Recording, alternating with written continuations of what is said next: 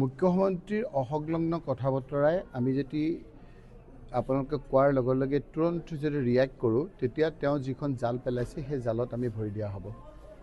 তেওঁক মানুহে চিনি পাইছে। এই কথাবিলাক গোটেইবিলাক তেওঁ কৈ আছে জুবিন গাৰ্গক যাতে মানুহে পাহৰি যায়। মানুহে জুবিন গাৰ্গৰ হত্যাৰ বিচাৰ লাগে কওঁতে জুবিন গাৰ্গক চাবলৈ অহা জুবিন গাৰ্গৰ সমাধিস্থলী যাক জুবিন ক্ষেত্ৰ বুলি এতিয়া সকলোৱে জানে, য'ত তীৰ্থস্থানত পৰিণত হৈছে, সেই জুবিন গাৰ্গৰ তীৰ্থস্থানত অহা মানুহকো তেওঁ বাধা দিছে।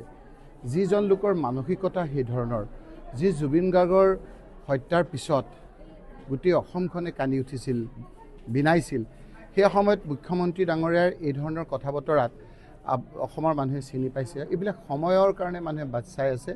মুখ্যমন্ত্ৰী ডাঙৰীয়াই আজি তেওঁৰ পাৰদৰ্শিতাৰ কথা ক'ব লাগিছিল।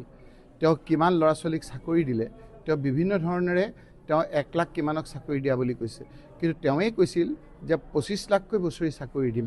25 লাখকৈ চাকৰি দিম বুলি আমি কোৱা নাছিলোঁ। 2 কোটিকৈ যেতিয়া কেন্দ্ৰই ঘোষণা কৰিছিল বছৰি দিম বুলি, তেওঁ কৈছিল মই 25 লাখকৈ দিম। এতিয়া গোটেই গুৱাহাটী ইয়াত মাৰিছে নে, মই যে শিৱসাগৰত আছোঁ মই দেখা নাই, তাত 1 লাখ কিমানক দিয়া হ'ব বুলি কৈছে।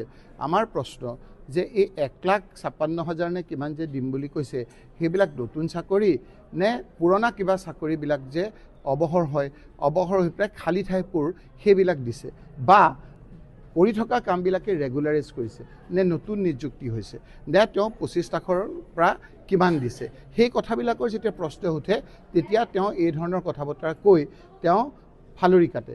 তেওঁৱেই বিভিন্ন ক্ষেত্ৰত যেতিয়া কংগ্ৰেছত আছিল এই কথা বতৰা যিবিলাক কৈছিল সেই কথাবিলাকৰ তেওঁলোকে আগভাগ লৈছিল, গুৰি ধৰিছিল। তেওঁৱেই সেই সময়ত মাদ্ৰাছা শিক্ষা প্ৰৱৰ্তন হ'ব লাগে বুলি আপোনাৰ যুক্তি দঢ়াইছিল।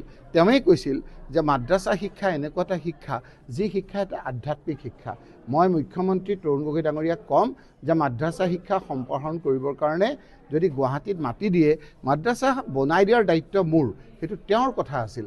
আজি সেই মানুহজনে কেৱল ক্ষমতাৰ আলসাত কিদৰে আপোনাৰ ইফাল সিফাল কৰিছে সেই কথাবিলাক জানে। কিন্তু উজনিত এটা কথা মই দেখিছোঁ, উজনি মানুহবিলাকৰ এটা খুব এটা আছে, তেওঁলোকে যেন ইলেকশ্যনটো ডিক্লেয়াৰ কৰালে বাট চাই আছে। কাৰণ তেওঁলোকৰ এজন লোক, কংগ্ৰেছৰ নহয়, জনজাতিৰ লোকসকলক এজনক মুখ্যমন্ত্ৰী হ'ব বুলি যোৱাবাৰ ৰায় দিছিল, এইবাৰ নহয়। কিন্তু তেওঁ চল চাতুৰিৰে তেওঁ আপোনাৰ মুখ্যমন্ত্ৰী হ'ল। এতিয়াও 6 জনগোষ্ঠীক তেওঁ নিদিয়ে, 6 জনগোষ্ঠীক তেওঁ জনজাতি ইলেকশ্যনৰ আগত নিদিয়ে।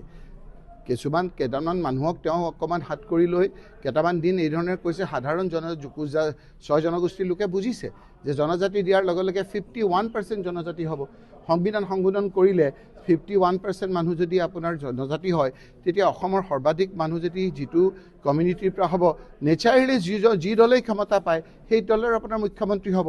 আৰু যেতিয়াই ট্ৰাইবেল মানুহ এজন মুখ্যমন্ত্ৰী হ'ব, তেতিয়া হিমন্ত বিশ্ব শৰ্মাৰ মুখ্যমন্ত্ৰীৰ যিটো আপোনাৰ যিকোনো প্ৰকাৰে সবৈঠক হ'ব খোজা যিটো প্ৰচেষ্টা, সেইটো অথলে যাব। গতিকে 6 জনগোষ্ঠীক তেওঁ জনজাতিকৰণ নকৰে। সেই কথাবিলাক ক'লে তেওঁ এইবিলাক কথা ক'ব। আকৌ তেওঁ যদি আপুনি সুধিব যে 350 টকা তোমালোকে সেই সময়ত টি গাৰ্ডেনৰ হাজিৰা দিয়াৰ কথা কৈছিলে, আজি কিমান দিলে, সেই কথাবিলাক তেওঁ নকয়। সেইবিলাক কথাত ক'লে এইবিলাক কথা ক'ব। তেওঁলোকেহে কৈছিল, আমিতো কোৱা নাই। এই কমিটমেণ্টবিলাক তেওঁলোকৰহে আছিল। তেওঁলোকে সেই কমিটমেণ্টবিলাক কিমান পূৰা কৰিলে। আজি সুধিব খুজিছোঁ যে 18জন 19জন টি কমিউনিটিৰ MLA থাকে, মন্ত্ৰী থাকে।